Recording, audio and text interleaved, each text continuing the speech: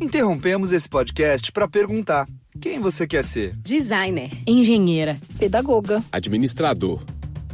Quer saber? O Senac EAD é nota máxima no MEC. Tem cursos de diversas áreas, com conteúdo elaborado por especialistas do mercado e professores mestres e doutores. Ainda tem o Senac Carreiras, conectando estudantes a vagas de emprego em todo o país. Saiba mais em ead.senac.br/graduação.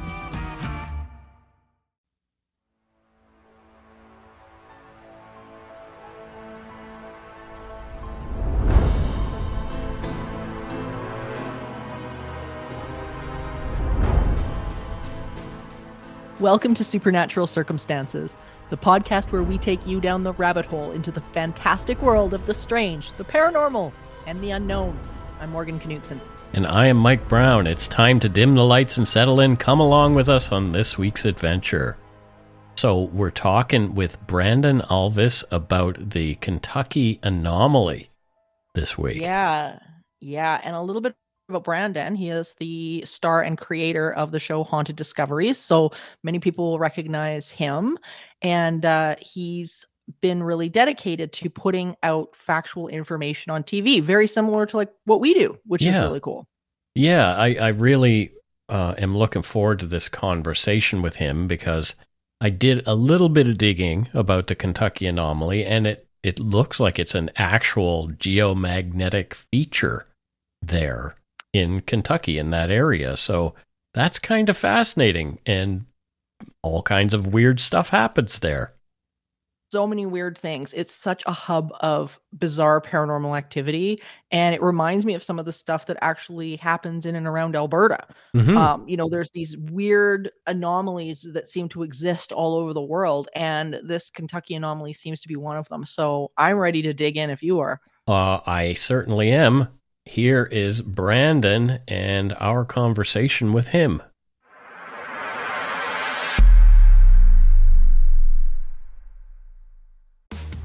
Curtindo podcast, né? Sabe o que você também vai curtir? Saber que o melhor flip de todos os tempos chegou. O novo Samsung Galaxy Z Flip 6, com Flex Cam, que tem zoom automático e faz selfies de 50 megapixels e com bateria estendida para nunca te deixar na mão. Vá a uma loja ou saiba mais em samsung.com.br. Samsung Galaxy Z Flip 6. Galaxy AI chegou.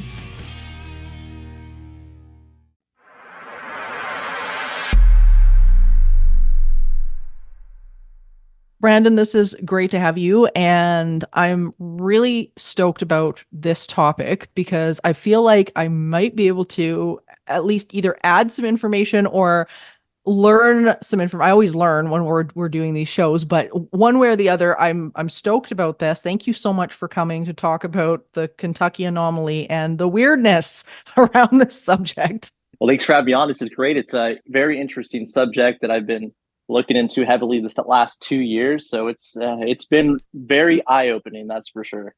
It's crazy because when you get online, the more you read about it, you kind of fall down this rabbit hole as to what it is and what it encompasses.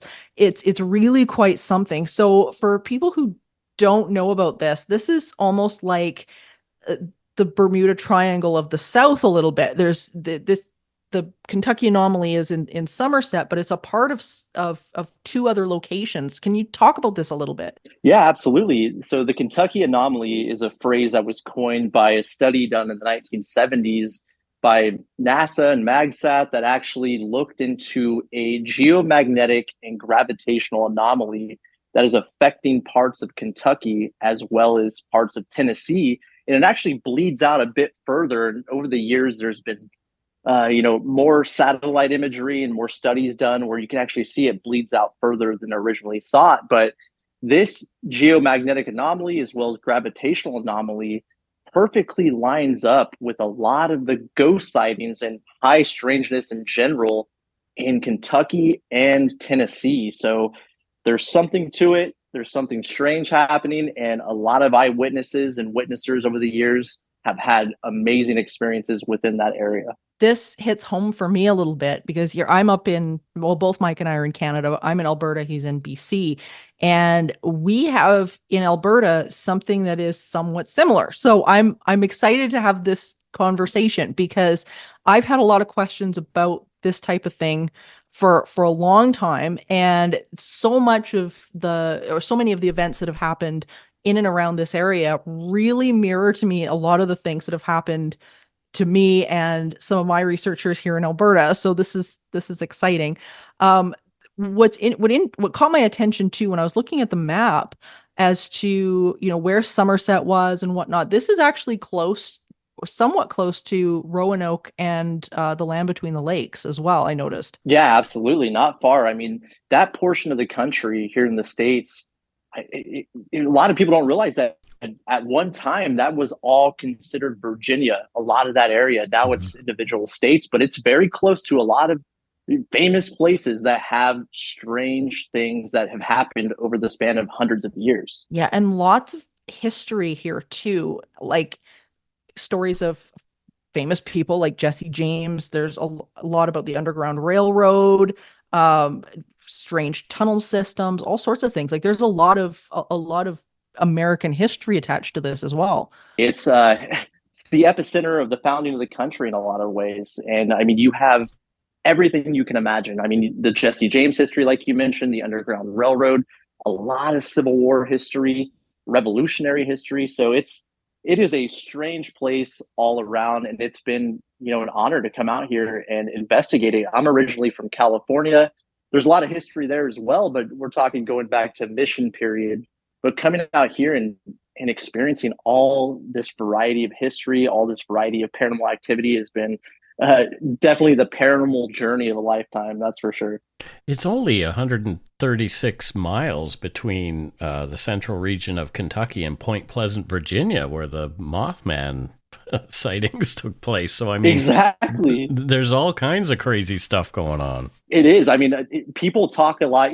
I've always heard the term high strangeness. It's something when you're involved in the paranormal, you're going to hear that terminology, but I really didn't understand it until I came out here and started to experience it myself and realized that ghost phenomena, cryptid, ufology, Bigfoot, all these things people talk about may be closely related and maybe more closely related than a lot of people realize. Well, that's what we've always found the more we've done this. And I used to be kind of the same way, where everything was in a bit more of a box than it is now. It was like, okay, ufology's over here and parapsychology is over here. And then we've got, this Bigfoot thing going on in this side. But the more you research this stuff, and the more closer I think to the idea of consciousness and this idea of interconnectedness, you can't get away from these things being connected and tied together. Absolutely. I 100% agree. And another thing that we've seen is we've gone to a lot of these places where it falls within that map of this Kentucky anomaly. And you get there and you start to look at other factors like, psychosis, or people that have had, things that have triggered, mental situations. And if you were to take a map of the levels of psychosis in the state and that geomagnetic and gravitational anomaly and lay them over each other, it matches pretty well, which is interesting. But it also matches with sightings, be it Bigfoot, be it like the Mothman, creatures, everything you can imagine. All of that kind of lines up within that gravitational and magnetic anomaly. It's a very strange thing. It is really interesting, and we'll get into exactly what we're talking about by when we say anomaly and magnetics and stuff like that here in a second, so everybody's clear on it. But that was the one thing I kind of wondered about this, and you've kind of touched on it here, is that I know people with that talk about things like ley lines and stuff like that. Of course, the big argument is you can draw a straight line through pretty much anything, and from one place to another, most places you can draw these straight lines. Do you think that these 3 points are related, or do you think that people have just sort of looked at this phenomenon and sort of connected these dots, or do you think there genuinely is a connection between these 3 points? I think it's very possible. I know that when we did some research with Kyle Cadell and Darian West, they're brilliant guys, brilliant researchers. And we had them come out to a location and conduct research about thought form manifestations. And they started to talk about ley lines specifically. And they talked about how the particular ley line that runs through this entire area in this Kentucky anomaly is also connected to Casadega, which is one of the places that's considered like one of the psychic capitals of the world. One of them, I know there's a multiple, but there's definitely something to it. I know that, like you mentioned, you could draw a straight line really through anything, but when you start to see a correlation like that with other areas that have an attraction to it when it comes to the paranormal, I mean, it's something you really can't ignore, I don't think.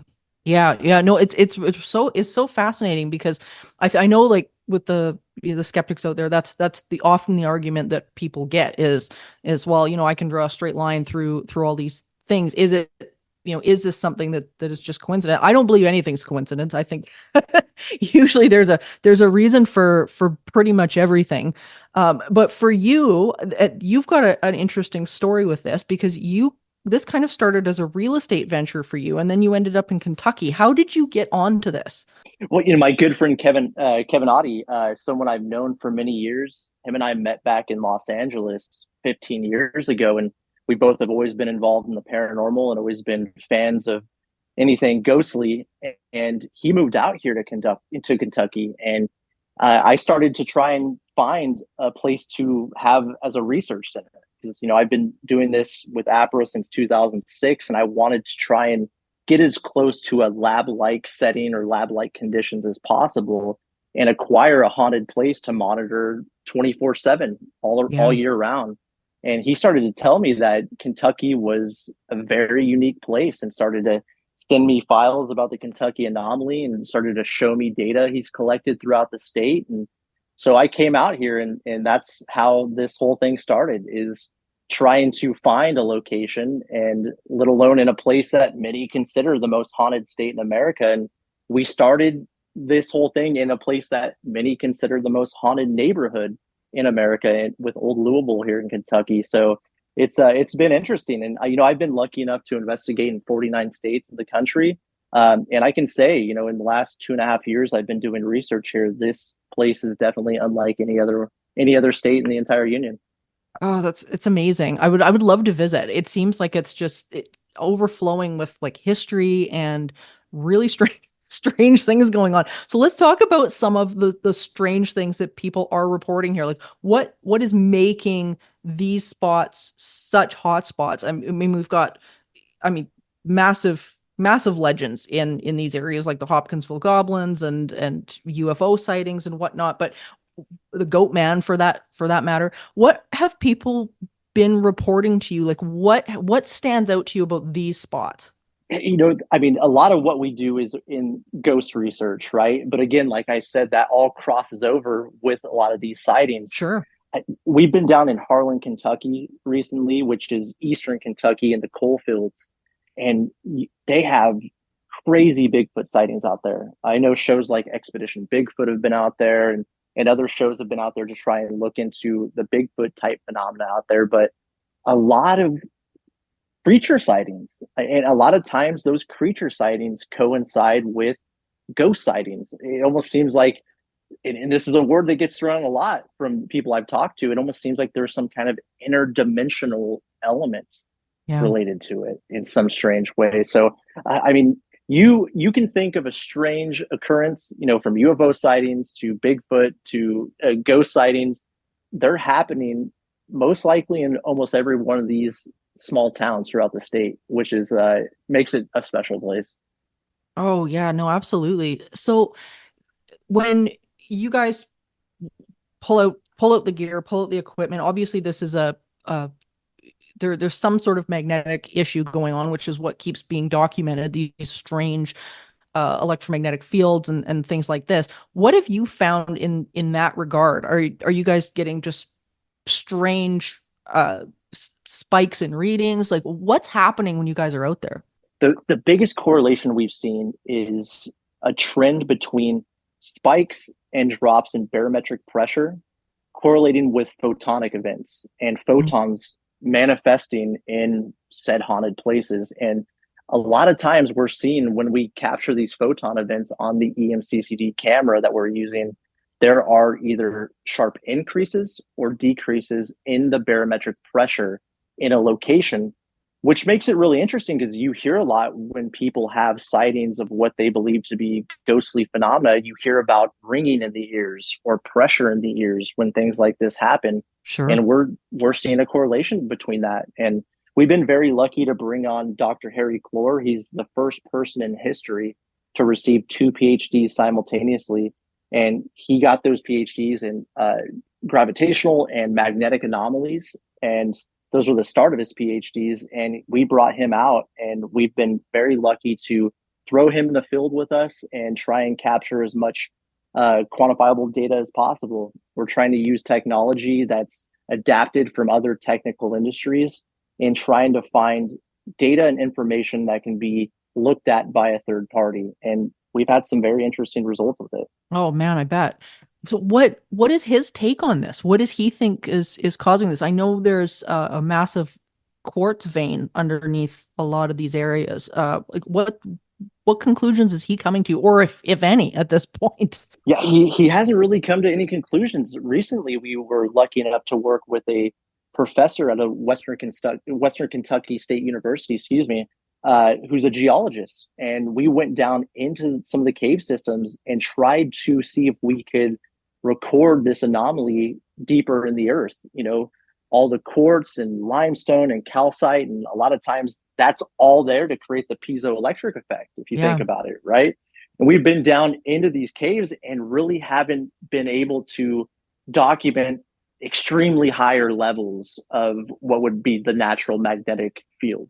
So that's interesting because when we're in a location, like a place we just investigated in Perryville, Kentucky, which is the site of one of the bloodiest single-day battles of the Civil War, we were in this home that was used as a field hospital, and a cave was literally right behind the house. And that cave not only runs directly under the house, but there's flowing water in that cave directly under the house. And when we went down into the cave, we weren't seeing anything abnormal when it came to the readings of the electromagnetic field. But there would be times in the night where we would have 25 to 35 milligauss spikes in the house. Jeez. So, and this house has no power, by the way. I should add that there's no power to the house. It was built in 1818, basically original to the day it was built. So there's something going on, and Dr. Clore sees that something's going on, but being the scientist he isn't jumping to conclusions. But the data definitely has been interesting. He's actually was able to document within the Carrick Parks house, this home in Perryville, Kentucky, where he actually recorded a tri-axis anomaly inside one of the rooms that had these huge shifts in microtesla units. So that was something that left him scratching his head, and something he couldn't quite, put his finger on. It's just wild. And just for everybody that's listening, electromagnetic fields are often present when you've got either oftentimes old wiring in a house. You'll see spikes of that if the wiring's not protected properly. You'll see natural electromagnetic fields, which can be geological in nature. So these can come from various different locations. And what Brandon is explaining here so well is that none of these factors are present, these things shouldn't be there, period. It's very, very weird. And it's exciting for me because the very same phenomenon is happening here in Alberta, in central Alberta, that I've been looking into now for a good number of years, almost close to 10 years. And we see the exact same things that you're describing, where you will be out in these hotspot areas with a myriad of different types of phenomenon going on, everything from Sasquatch to dogman sightings to UFOs to what looks or seems to be types of hauntings, stuff like this. And same thing that you're talking about, you'll be out with any sort of reader to monitor the environment, and you'll see these really strange anomalies popping up. And Mike, you were just out here just a few months ago and saw some of that at one of the burial grounds we were at. Yeah, we went to, we didn't know the burial ground was there. No. No, it was like, you guys had seen what you perceived to be a portal at some point. Like Yeah, it was this I bright, don't. bright light. Yeah, so a bright light, and so we went back to that place during the daytime to investigate, and didn't see anything untoward or weird at all until we decided to drive down the road that led to another place that we had to head to, and literally like 50 meters or 50 yards, which however you're measuring, behind where you saw these weird lights was a burial ground, an indigenous burial ground, and we we were just blown away. We walked around in there, and pretty much all of us felt kind of sick while we were walking around in there. So there was something in there. I don't know what it was, but like I needed to go and sit in the truck. I was so unwell. Yeah, and we were getting the same thing, Brandon, that you're talking about, these spikes of electromagnetic fields, which explains the lightheadedness and the illness and all the, and there's nothing there. I mean, there's no power lines under the ground. You'd put the reader down and it would spike, you'd go back, the anomaly would be gone. Very, very strange. So yeah, I definitely can relate to what you're talking about. I also find it very interesting. You guys mentioned the bright light too, because I mean that it perfectly correlates with what we've been experiencing out here with the EMCCD camera and the photon events. So that is amazing stuff. And we've been lucky to have those encounters and document those encounters just as you guys are having up there. So that's exactly, in my opinion, what the research is all about, is finding those patterns and finding those correlations in that data. And if we can go to places like you're in and then cross-reference that to the data here in Kentucky, that to me is amazing. And that's the big step that I think would really, push the field forward in a huge way. I couldn't agree more. And then as I say, you're more than welcome to come on up and we'll take you out. It's a really interesting area. And like, honest to God, I mean, I've been doing this for over 20 years and I have never in my entire career of parapsychology seen anything like this. I had three people, sorry, with me at the time, and it was pitch black. This is a country area, so I mean, there's nothing, there's no lights, nobody around, and this light, I can only describe it as what you'd kind of envision in sci-fi to be like a portal. We thought it was like almost like an insanely bright LED light, except it grew and grew and grew. And we spent our whole time staring at this. Our brains were trying to figure out what we were looking at. And it was the strangest thing. And it disappeared as fast as it showed up. But the entire area has had just this myriad of events go on. And so we've been hoping to see this again. We haven't. We went back again a couple of months ago, and the feeling was still there. We ended up sitting in the same place where we had seen this sort of portal thing, same time of night, sat and waited, and all four of us got this feeling of being, oh God, in an extremely deep meditative state without trying. We weren't sitting there trying to meditate, but it was like, we felt almost impaired to the point where the fellow who was driving wasn't sure whether he could drive back into the city. And it was so, wow. Yeah, so something was happening, something was going on, and like EMF meters were pegging, and it was just wild. But so yeah, this is why I was really excited to talk to you about this today. This is great. And let me ask you, what color was the light? Was it blue by any chance? Bright white. Bright white. Oh like if you took an LED light and as I say, we were wondering at first because it started out quite small, that it was somebody coming with one of those uber bright flashlights, like those industrial LED flashlights, was what we thought. But there was no casting of light, if that makes sense. Like when you've got a flashlight in the dark, it sends a beam. There was no beam of light that was coming off of this thing. It was in one spot. And it just enlarged itself and enlarged. It was just strange, just super weird. So yeah, so that's Alberta. That's incredible. Sounds like I need to get myself up there. That sounds like an amazing spot. Yeah, as I say, we totally love to have you because I there's so many correlations, and there seems like these places exist around the world on many levels. Like, we hear about these certain areas that seem to be these hot spots of like you're saying, high strangeness, weird things. When you're in one of these areas, when you're in an investigation like this, how do you guys go about getting any sort of baseline reading? What's normal in a place in a place like the Right. Kentucky Anomaly? That's a good question. Baselines are, extremely important in our research. So we set up for at least 2 to 3 hours typically prior to the investigation, where we run all of our sensors and collect as much environmental data and try and see what that baseline and what should be normal in one of these locations is.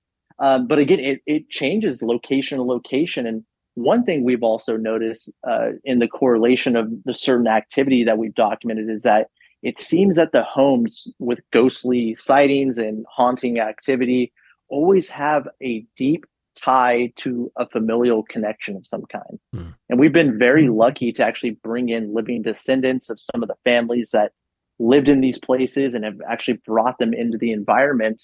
And we've seen changes in the environment when we've brought in living descendants. So it's amazing to see this, but there's definitely seems to be a correlation from the ghost side of things, that when there's that emotional attachment and that deep familial bond, there's some kind of activity associated with it. And we've documented that on multiple occasions throughout the state and even down into Tennessee. So it's one that we've been looking into as well. We've been really lucky here to have input from indigenous folks around Alberta, especially around what Morgan has been talking about. Have you had any experience with that kind of thing? Maybe going back before European settlers? We have, yeah. Actually, in a place called Augusta, Kentucky, we were there investigating an old pioneer jail that is the oldest jail in Kentucky, and it's on the Ohio River, directly across from Ohio. And that area, when it was started to be settled, a lot of the land was granted to a captain by the name of Buckner, who got the land as a grant from his service in the Revolutionary War. And when he got out there and started to dig and started to try and lay out a town, everywhere he started to dig, he was finding bones. I mean, all over the place, to the point where he started to try and reach out to people in the area. And it was believed at the time that there was not indigenous people that settled that area, until he finally was able to get in correspondence with a chief that was across the Ohio in the Ohio side, that started to tell him that that was the land of what he referred to as the ancient ones. And to this day, they are still finding bones and burial sites of there's bones and people buried in a pattern, in a circle. They found all kinds of stuff over the years. Even University of Kentucky has done major studies on it. So this was an area that we went into thinking we were going to be encountering some of the Civil War type history, and didn't realize that it went back way further. So there was a lot of indigenous history, and still a lot of indigenous history that's not known, that they're still trying to uncover to this day. Wow, it's amazing. It's very similar to here as well. I mean, we're missing such huge chunks of our history here in Canada. Also, there was a huge cover up here by governments and things like that back in the day, and people are still recovering from that. So there's loads of missing records and all sorts of things. So everybody's still trying to piece all of this together on some level. How do the locals, whether they be current locals or indigenous locals, how are they explaining this? Is there any clues in what they're saying about it? I know here, oftentimes that's one of the reasons why my investigator friends, most of them are indigenous, is that there's, throughout their storytelling and their cultures, there are clues to what might be going on with these spots. Have you guys found that as well, that there might be something to that, the old stories or what the locals are saying? Yeah, definitely. And what's interesting about Kentucky, I mean, in the academic circles, there's still a lot of debate about the name Kentucky. And a lot of people believe that it was from an indigenous word that meant dark and bloody ground. Wow. That's still debated. It's Yeah. not 100% accurate. There's some camps that believe that's where it came from. Some say absolutely not. But a lot of people in a lot of the historical records say that this state in this area was mainly a hunting ground for indigenous people. But then you can find obviously these grave sites, and it seems like what were settlements of there was activity beyond just hunting here. So there's a lot of debate, and we've talked to different people about the indigenous people that were here prior to the settlement after the revolution. But so there's not a lot of established tribes here in the state of Kentucky, which is interesting. But there's a lot of stories, and there's a lot of archaeology and archaeological discoveries that say otherwise. So I think that history is still kind of being exposed and rewritten as more is being uncovered. Oh yeah, no, absolutely. I think we're in the same boat here. So getting back to this magnetic anomaly and things like that, it's this the role of electromagnetic fields, of course, in parapsychology. Like the academics have debated this, and many of them say, "Oh no, it has nothing to do with it." I've definitely found that there's a correlation between uh, these weird sort of electromagnetic anomalies and whatnot and activity personally.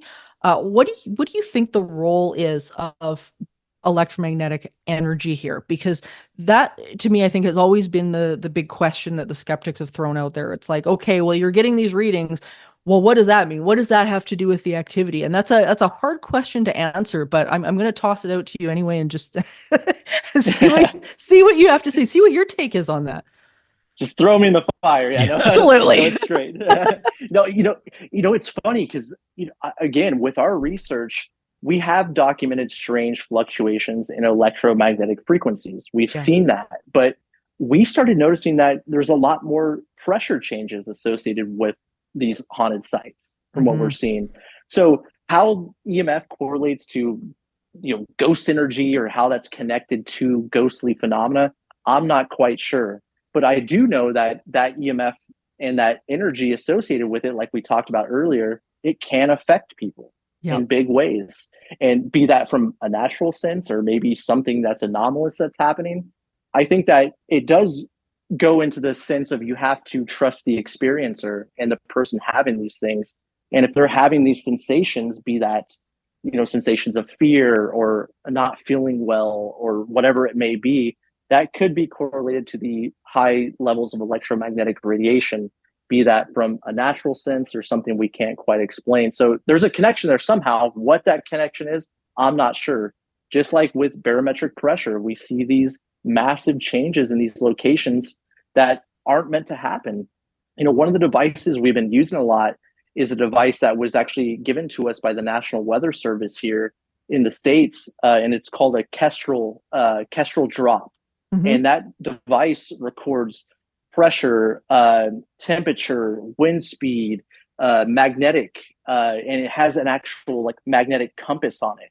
And we've actually seen that magnetic compass change 10 degrees with no natural cause, with huge spikes in barometric pressure. So Wow. again, what does that mean? I'm not sure, but it is in the exact area where eyewitnesses and experiencers have had things happen for decades. So there's definitely something to it. Oh yeah, no question. I mean, there's so much about this field, I think, that we don't understand, and there's a lot of I don't knows in there. I mean, it's just the way this field is. We really are, no matter where you sit on the timeline, or within the research field, whether it be field research or academic or whatever, that I think people, they want a solid answer. They want to, well, this is what it is. And that's just not how this stuff works. It's a matter of just collecting data and it's seeing where the relationships are, just like what you're saying is,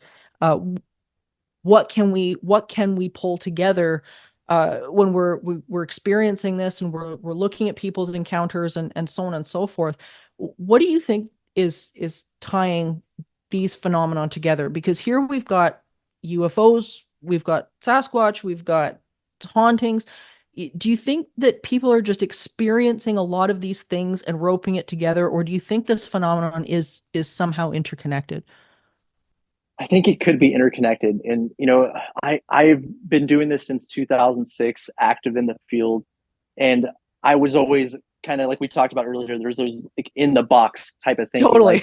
like the, Yeah. the ghost community, the Bigfoot community, all this kind of stuff. And I was always like, oh, I'm just looking for ghosts and hauntings until I've been out here. And again, one term that I've heard a lot, is the whole interdimensional phenomenon Yeah. connection. And it seems to be that all this various high strangeness and different types of phenomena could possibly be interdimensional. How does that look? What does that mean? I'm not sure. But one thing we've been doing with APRA and with our research is compiling all this data, right? And getting all of these data points together. And the hope is after years of compiling this and cross-referencing this information, that if we start to see a common trend where the barometric pressure was this and the magnetic field was this at this exact time, at this moon phase, at this time of the year, if we start to see a common trend within that, can we start to predict when a possible event is going to take place? And that's something we're really trying to do. And we're hoping as the years go on and as more information is collected, that we can compile all that through the data and say, hey, look, this exact house at this exact time under these exact conditions might have something happen that we can document. And that's kind of been the ultimate goal. Yeah, I couldn't agree more. I mean, that's the one thing I think that's been so difficult for investigators for so many years is the fact that how can you be in the right spot at the right time at the right hour? It's hard. And I agree with you. I think there's environmental, whether they be triggers or the perfect storm or whatever it is that seems to come together to or allow us to experience this. And I mean, and I think too, like Mike, you and I, we've talked about this so many times, is the fact that I think a huge part of it also has to do with the person's state of allowing and their own state of being in order to experience it. Because it makes me wonder, like, if you throw somebody into a situation like this that is absolutely completely shut down, they might maybe experience the environmental stuff like some electromagnetic feeling of being watched or something environmentally caused, but I don't know if they would experience the same thing that maybe the three of us would experience going in. Like, Mike, what do you think about that? Well, yeah, I mean, I talked about that extensively in my next book, which is coming up. But how we talked about it actually in our very first episode about the Philip experiment and how until they were willing to play around with it and just believe maybe something is going to happen, nothing happened. It's very interesting, and then people will say, well, then it's confirmation bias, blah, blah, blah, blah. But it seems to be the only way that things happen is for you to actually believe that something is happening or possible.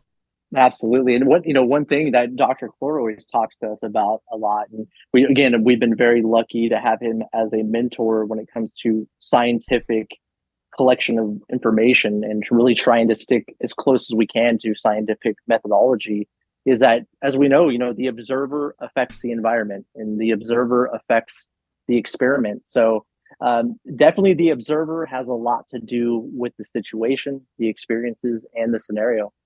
We've just seen that over and over again. And I mean, the more I think parapsychology drills down on this phenomenon, the more this factor keeps coming up, is that it really comes back to again, consciousness and what we're able to perceive and all of these things. I know for me, like you, Brandon, I was so much in those individual categories for a number of years where everything seemed to be just, I'm just, not really a cryptid person, or I'm not really a UFO person. And I've had to really shift that. And what shifted that for me was my experiences with Dogman. completely and utterly changed how I was viewing this stuff. And because I mean, it's just experience that you can't ever forget, and it's absolutely changed my life. It's changed the direction of what I've done over the years, career wise, and everything. I wouldn't trade it for the world. And when you realize that, I think there's these areas that are so special, as you know, as many people find them terrifying and frightening and all these things. To me, these areas are such important gems that they need to be preserved. They need to be cared for, because there seems to be, whether these things are coming through interdimensionally, or this phenomenon is being generated by something environmental, whatever is going on, there's something special about these areas that to me, they are just, I don't know, I leave these areas feeling like I've just experienced a gift. I don't know what's your take on that? Yeah, no, absolutely. And like, just like you mentioned, having your experience with Dogman, right? We were just down in Harlan, Kentucky, in the coal fields, and we were down there to look into hauntings, and specifically the conflicts that were also always known as Bloody Harlan, and the uprisings with Union Wars and all this crazy stuff that happened over the years. And we were sent up to this property up on the top of a mountain. It was like a 45-minute off-road trek to get up to this cabin that was on top of this mountain, that had this old archaic cemetery up there with handmade headstones from the RC coal camp going back from the 1800s. And we were up there because there was all these hardened coal miners that, I mean, these guys are in the mines for hours and hours and hours a day. They're not really afraid of much, Yeah. And they were just terrified to be on this property because they were seeing this woman in white, which, as you guys well know, is one of the most common ghost sightings around the world. Right. So we're up there, and we're literally in the middle of nowhere at the top of this mountain. And Mustafa and I and our director of photography, Kendall Welpton, were up there conducting the EMCCD session in the woods, shooting towards this cabin. And all of a sudden, all of the wildlife around us just went completely silent. Oh yeah. Which was weird. I was like, that's strange. And not to give too much away, but I'm just going to say it because I can't get it out of my mind. We recorded and heard what sounded like an ape. Oh boy. Wow. I mean, it was a whooping sound. Mm-hmm. And we were very lucky to have a parabolic dish with a 32-bit float recorder on it. I mean, we're talking some of the highest quality recording you can have in this day.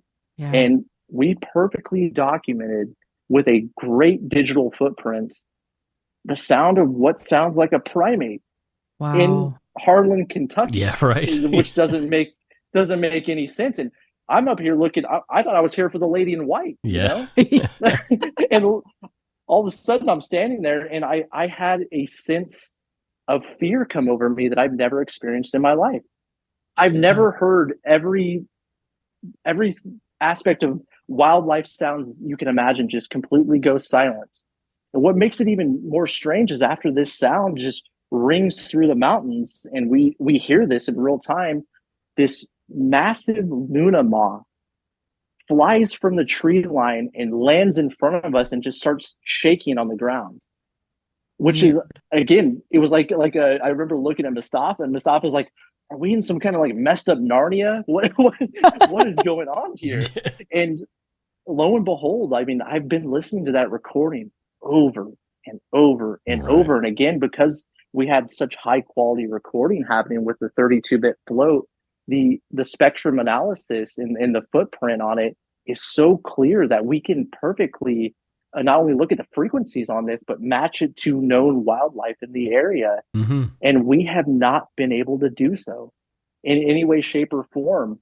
So, I mean, it's very possible what we encountered is related to what they believe to be Bigfoot. And we weren't there looking for it in any way, shape, or form. And we happened to be up there and record something that I never thought I would experience or document in my lifetime. You might want to engage a zoologist as well, somebody who's maybe, familiar with stuff that's even outside of that area. But yeah, that's something that we've been working on. And we're actually going to be talking to some people, zoologists and others who are experts in wildlife and animal sounds, and we're going to reach out to them. But I don't know if you guys are familiar with the Sierra sounds. Have you guys ever heard those recordings? Yeah, we actually had Ron on not too long ago. Okay, so you know Ron. Okay, Yeah. so that's what it sounds like. Wow. It sounds like the Sierra, obviously not as long, and wasn't as a deep of a dive into that, but it's close. So it's something incredible, man. I don't know what to say about it. I'm still kind of, my entire paranormal view and world has been shattered into into a million pieces. So everything for me has changed. My perspective has changed, and I don't even claim to know what I'm experiencing anymore, or getting myself into. That's happening a lot lately. Yep. I was just gonna say, I'm like, yeah, this sounds right. Yeah. Yeah, I know that's, for me, that's been the way it is too. And you know, where I used to go out to some of these locations and think, okay, I'm gonna go out investigate this thing, where now I kind of go out in order to be present with the environment. And I find, especially in the case of the cryptids, like Dogman or Sasquatch or anything like that, that has been the key, has been not expecting anything to happen, but just going out and just being tuned into the moment, just being able to be present, you know, use the meditation skills, use, you know, the ability to just sit and be. And I find that has been one of the best ways that I've been able to connect with this stuff in a way that I haven't been able to when I'm, you know, focused through a camera or focused through, you know, looking at my gear. And it's really shifted how I've viewed these things. And I know there's a lot of people out there that are, you know, they're very anti Sasquatch or anti-Dogman, you know, they're evil, or they're this or they're that, or, you know, whatever. And I have found the absolute opposite, with specifically with Dogman. It's been the complete opposite experience for me. I found beings that are very curious, very elusive, very but want connection. It's been so so spiritually awakening for me. And I don't know, like it's really really cool. And it's exciting to me, Brandon, that you got to have that experience with the whooping, because it changes your life. It really does. Yeah, it does. And ever since that experience, you know, and I've been reaching out to all these people that specifically research that type of phenomena, and I'm seeing like within, you know, we talked about factions and camps before, and it seems like within the Sasquatch, Bigfoot, whatever terminology you want to use, that there seems to be people that, oh, it's a unfound primate, and then there's people like, oh, no, it's spiritual in nature. So I'm sitting here like, whoa, hold on. Like, it's just opening up all these different ideas I've never experienced. And it was funny, before having this experience, I was down at the International Paranormal Research Museum in Somerset, Kentucky, which is ran by Kyle Cadell. And they have all these really cool different posters and gifts in their gift shop. And I bought this kind of spoopy poster. It was like Beast of the Bluegrass. You know what I mean? I was like, oh, this is cool. I'm going to put this in my office. This is kind of like, this is cool. And ever since I had that experience, I find myself staring at this map of the Beast of the Bluegrass going, oh my gosh, I think this is real. So it's been fun, but it's been really interesting to hear the different ideas and theories behind it. And that's one thing that I've been wanting to hear about people that believe this phenomenon is spiritual in nature. Then some people believe it's a physical, animal. So it's been eye-opening for sure. Well, I think the mistake that people tend to make is they think that it's spiritual. Something is either spiritual or physical, and everything is spiritual. I mean, we're spiritual. These things, dogs and cats. I mean, we're all on that continuum. And I think when you sort of pull this back into the realm of everything is consciousness, it begins to make a little bit more sense, where it's like everything is fitting onto that spectrum. And I've found just over the years that it always comes back to that. It always comes back to this, maybe some of these places like the Kentucky Anomaly allow us to tune in and tap in a little bit easier. I don't know what it is, but it's like everything that we're encountering, even, this each other is a spiritual being at the core. And how far on that spectrum we all are is a whole other conversation. But I think that's what this, for me, that's what this comes down to, is that this is that we it's a deeper look at ourselves at the end of the day. So Brandon, thank you so much for being here and talking about this with us. This has been so great, and it's just been wonderful to have you. Oh, thanks for having me on. This has been a fun conversation, and definitely out of my comfort zone in some ways with talking about some of these things. And I haven't publicly talked about that experience yet, so it's been fun to share it with you guys. It's been a pleasure.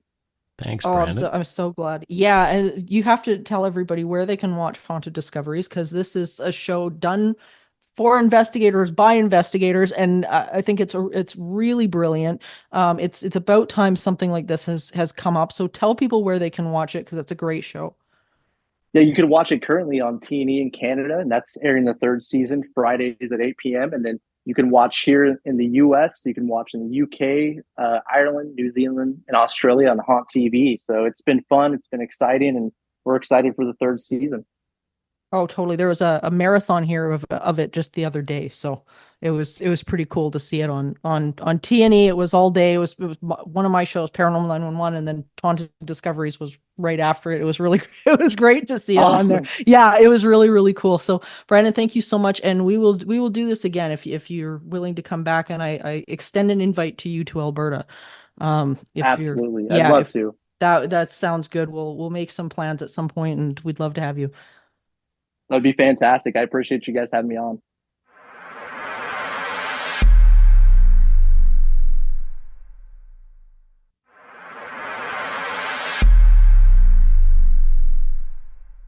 Isn't he awesome? He's so cool and so knowledgeable, and which is it's sort of rare in the world of TV and paranormal. Yeah. And it's so refreshing to actually experience. So this was such a fascinating conversation for me, because it really got me thinking of past investigations that I've done and what it means, what all of these different environmental anomalies actually mean for cases, for research. Yeah. I mean, it's huge. Yeah, it definitely is. And just the fact that somebody is willing to look at it from the standpoint that he is, just like, oh, okay, so what's really going on there, and what are people claiming that they see? So it's pretty fascinating stuff. Yeah, and it's so difficult in these cases, because you are kind of weeding through belief systems and actual factual scientific evidence. And what I love about what Brandon does is that he's not afraid, first of all, to bring on people that are the best in their fields throughout the scientific community to actually start to look at what this is. And I found it so interesting that, first of all, that when they began to dig to look for any possible underground features, because I think that's where everybody's head goes when it comes to electromagnetic fields and things like that, the signal gets weaker, which says that this is something in the environment. Like, this is really strange. Yeah, like what's creating it if it's not underground, and if it's not actually like, it's geographical, but it may not be geological, which is kind of fascinating. It's so interesting. So this is going to be something that I know you probably will too, is definitely something to follow up on as this progresses, because I have a funny feeling that this is going to really start to change how many investigations are conducted, both on the geological level, but also just on the parapsychology level. I mean, if we've got these different anomalies within the environment, what does this mean for a case that's, a haunting or something like that? We have to start looking at some of this stuff differently. Yeah, definitely. And what I like about Brandon's approach is that whole idea of ruling out the physical first. Like, what are the physical possibilities? That indicates to me a good parapsychologist is somebody who wants to rule out all the actual possibilities, rather than just saying, well, that made a noise, so it's probably a ghost. You know what I mean? Oh, absolutely. And I mean, and we see that so much with I think, a drive from many of the networks wanting something to be paranormal so badly. Yeah. And Brandon has managed to really circumvent that in a way that's still really interesting for viewers, and still maintain that credibility, which I think is huge. There you go. Well, I had a good time talking to him, and I hope we do it again. I hope so too, because this was so interesting, and I know for a fact there's more cases out there, so we're gonna have to have him back for sure. There you go. So thank you, dear listeners, for joining us on this eerie expedition. And remember, there is no line between the natural and the supernatural. All is consciousness. Until next time, stay curious, friends. Supernatural Circumstances is a co-production of Entity Seeker Paranormal Research and Teachings and Good Egg Studios. This podcast is part of the Curious Cast podcast network. Theme music by Corey Johnson of Catalyst Records in Edmonton, Alberta.